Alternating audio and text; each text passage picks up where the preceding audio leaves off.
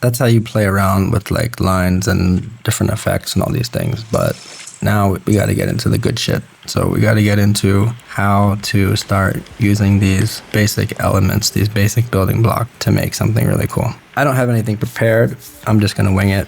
Let's see what we come up with. So hit new, reset, start over. Let's start with one generator at a time. So I want to change the color. I'm feeling something a little minty green today. Start there. Reset this. And let's have a look at what we can do. So I usually like to start out just getting something going. It's a little bit of motion, not too fast. We add an effect. Okay, I showed you this transform effect.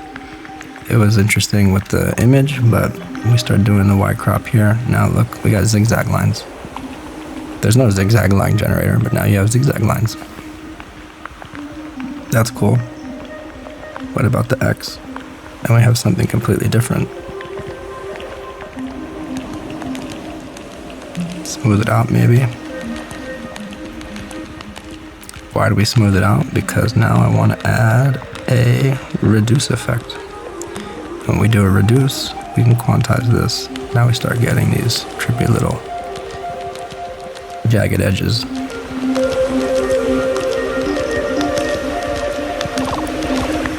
Move this in the center more.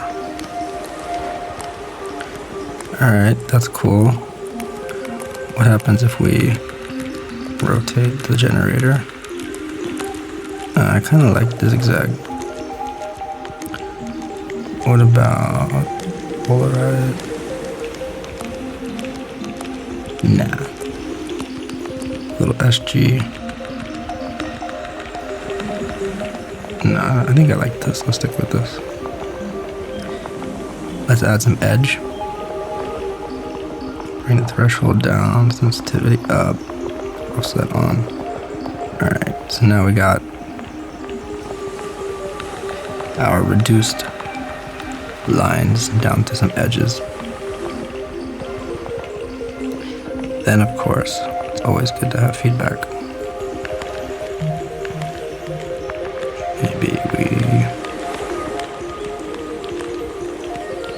no, keep the whole thing scaled up. Let's scale up the lines in general so we get something a little bit bigger to play with. And let's slow down this rate. It's too fast for me. Yeah, 1/8. Let's go back to our feedback. I always like to scale things down. That's cool. It's not a bad starting point. Can move our feedback up and down.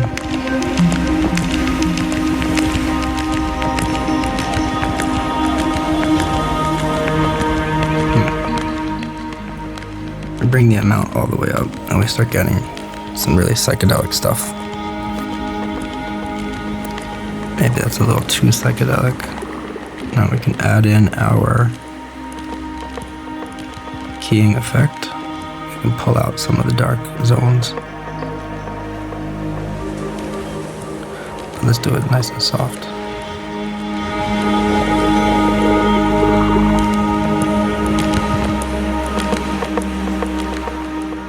Yeah. Is it too much? Yeah, it's too much. That's too easy. Let's reduce this down a little bit. Let's reduce the dry wet on the feedback. Let's shift the hue offset a little bit more to the left. Let's blur the feedback a little bit. Now I think what we want is some displacement.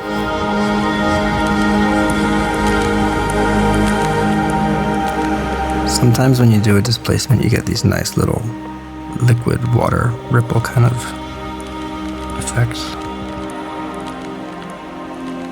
And what I like to do is to modulate it on and off.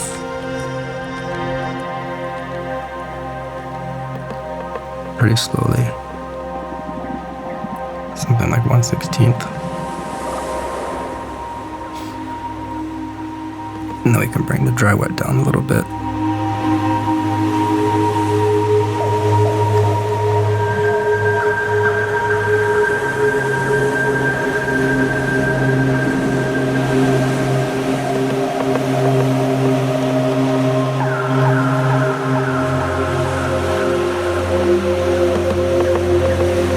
Modulate the vertical alpha.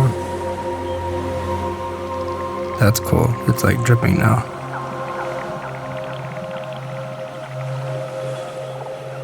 Maybe now we put it into a warp and we just mirror it. Then we can go back to our transform and move it around more.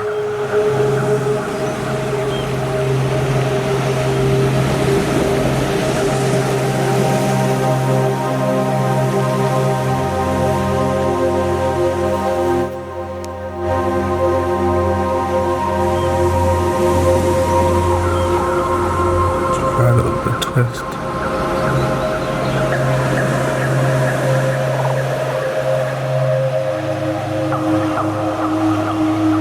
That's cool, but it's creating some more negative space, and when I see negative space, I usually think more feedback. So we have the other feedback scaled down, we can have this feedback scaled up. Let's reduce the amount a little bit.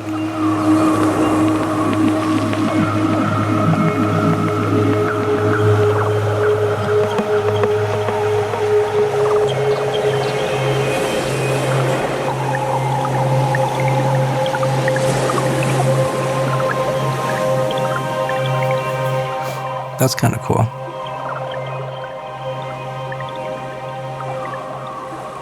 And now we can add in another generator. Like I said, I always like to add in the orbit. And you can either have it scale up and down or use the growth. Let's try modulating the growth a bit. Yeah, now we bring in the scale. Nope, not the scale. We make it fatter and smoother.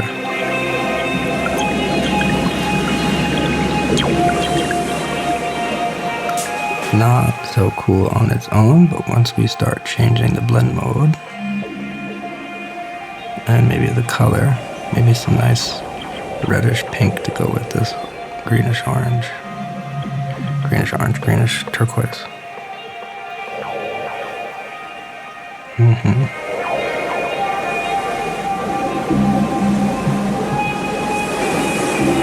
That's pretty cool. I like that.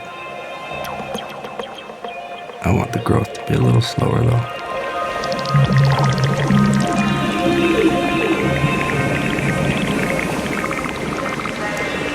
And I want this to be a little bigger. And I want to use our warp effect to stretch out the X a little bit so it fits the screen better. And maybe we increase the size or the smoothness. Maybe we bring this generator scale up a little bit more. Yeah. There we go. Now we got some nice cool color variation going on. I scaled it up too much darkness.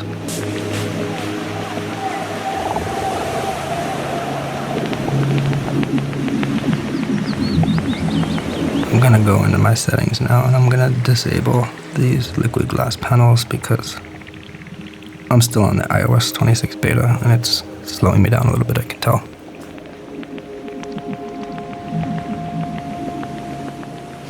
That's pretty cool. So what I would do at this point is I would go and I would say save. Save as new. Now we've got some cool things we can play with. Maybe what we do is we add a levels effect onto this warp. And instead of just this single warm orange, we can get it to rotate. Cycle through some variation.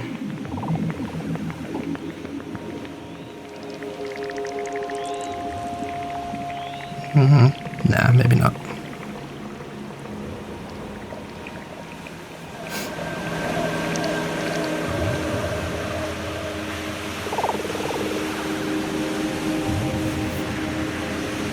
Could always add more feedback. Always have the option to add more feedback.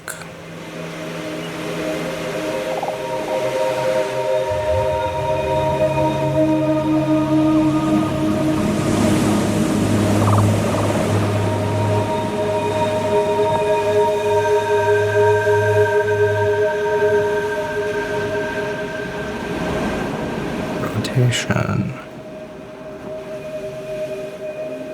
Rotation is cool when you get it at the right intervals, like 90 degrees or so. Or 45 or 180.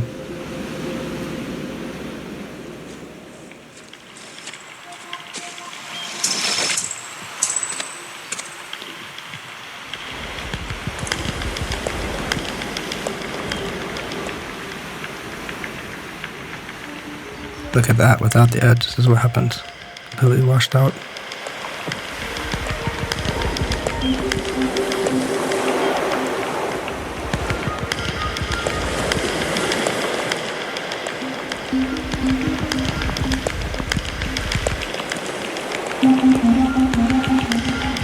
That's pretty cool.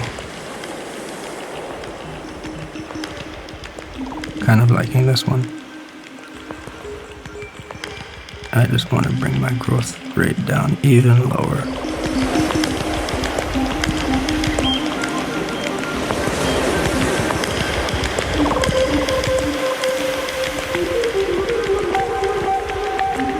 Save, replace, keep it going.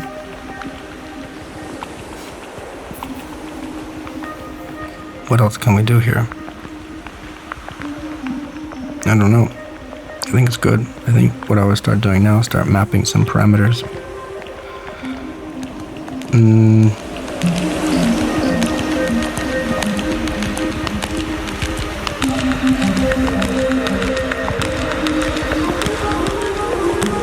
That's kind of cool. When we turn the transform on and off, maybe I map this to parameter 1. Macro 1. Performance mode, boom. Okay, now when we do this live, we go like this.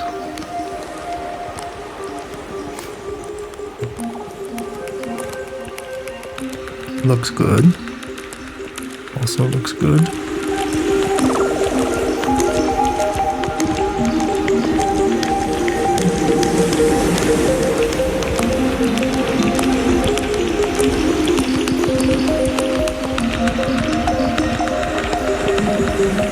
That's like a whole nother dimension right now.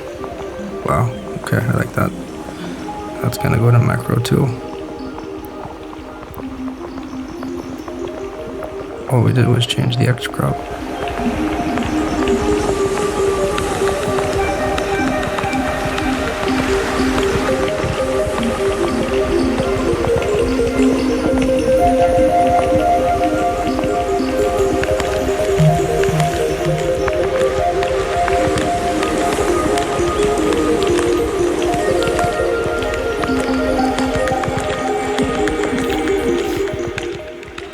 How long we've been at this? 15 minutes? I don't know. Yeah, maybe that's enough. I don't know, you get the idea. Just keep doing that. Play around, add different things, see what looks good. Find out what things you want to map. That can be fun to play with live. Also start adding in the audio reactivity like we talked about before. Make these things bounce and move to a beat. Record videos, upload it to Instagram, share your creations with us. We'd love to see them. Enigmatic experience. Save. There we go. Wash, rinse, repeat. make trippy shit, download Chromatose. Let us know if you have any questions. We read everything. We will tell you all the secrets. Just hit us up. Have a good one. Peace out.